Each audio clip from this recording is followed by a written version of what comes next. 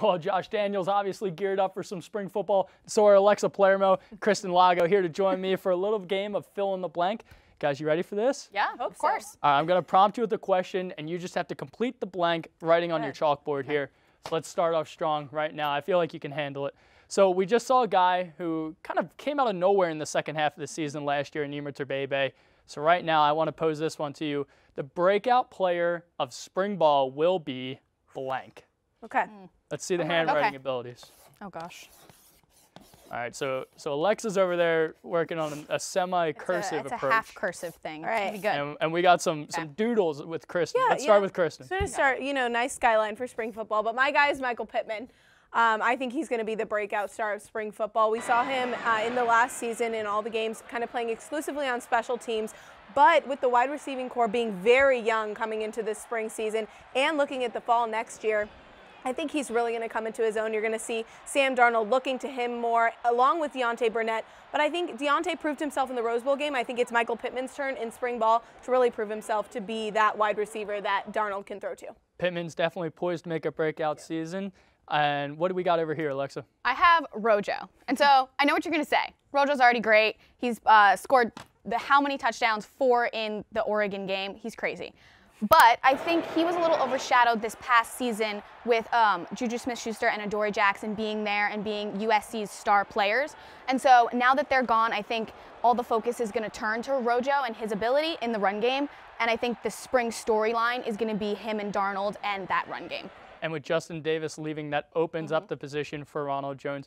But he's not the only player that's returning. There are 14 returning starters, which means there's a lot of open spots to fill for USC on this roster. So here we go.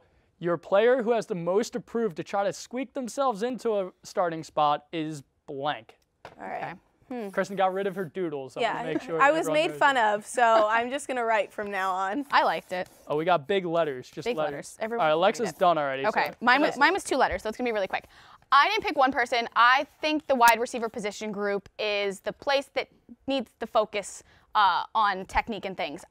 They're young, they're great, but losing Juju and losing Darius, they lost kind of their leaders, and so they need to figure out who's going to lead them, and they're a very young team, so they need that leader, and they need to work on that. And so I think finding the leadership in the wide receiver core is going to give them the step up, and if they can do that, then they might be set on that passing game. And after the first day of spring practice yesterday, both Darnold and Helton mentioned about how the wide receivers really need to learn the playbook and get the motions down pat.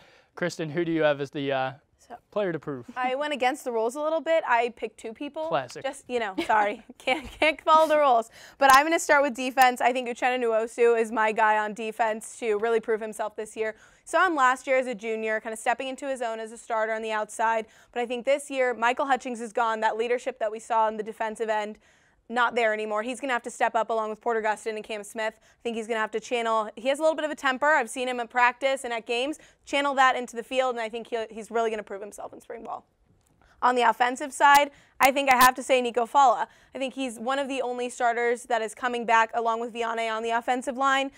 They lost Zach Banner, who was that really vocal leader for the offensive line.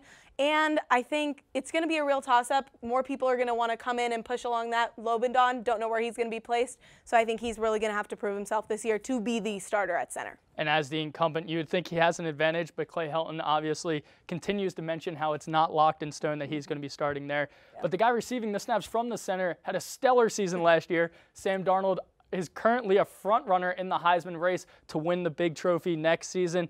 But yesterday, Clay Helton shared some of the advice that he's been giving to his now star quarterback about being able to stay focused on the team as a whole.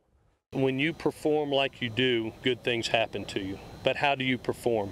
Do you focus on the future or do you focus on the moment? Do you focus on now? And the fact of the matter is, if we don't focus on now, if we don't focus on the chemistry that we have to create with a group of receivers, if we don't focus on performing at an elite level at quarterback with a young football team, then, individual success is only the byproduct of the team's success. From Helton, team success. But I want to hear from you guys. Sam Darnold's very early Heisman predictions are blank. All right. Is it okay if I draw for this one? Give me your Pictionary. Okay. See what you got. It's not going to be great. I'm not the best drawer, but I'm going to try. Obviously, Darnold had the the breakout conversations, all the GMs talking about him at the combine. Let's see the Pictionary first.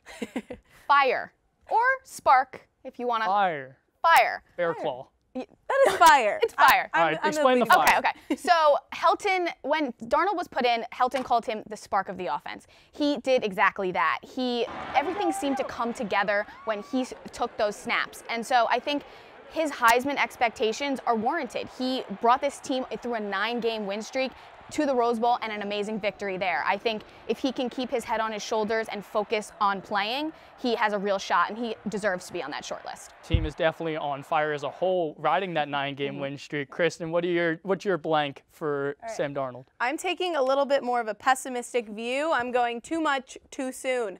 I think it's just way too early in the season. As you were saying, these are very early Heisman hype, but I think he still needs to prove himself in spring ball and in the next season. I think he's coming into a very young team that are losing a lot of key players. He's going to be throwing to a relatively new wide receiving core and have a relatively new offensive line in front of him. So if he can adjust to that, and if he can really do what he did last season in spring ball and looking at next season, then I think the Heisman hype is warranted. I think it's too much too soon right now. That's the thing. With all the national attention, people kind of forget he's still just a redshirt sophomore out there slinging it for USC. Yeah. Guys, thanks a lot for joining me today. Appreciate it. Thank you for having us.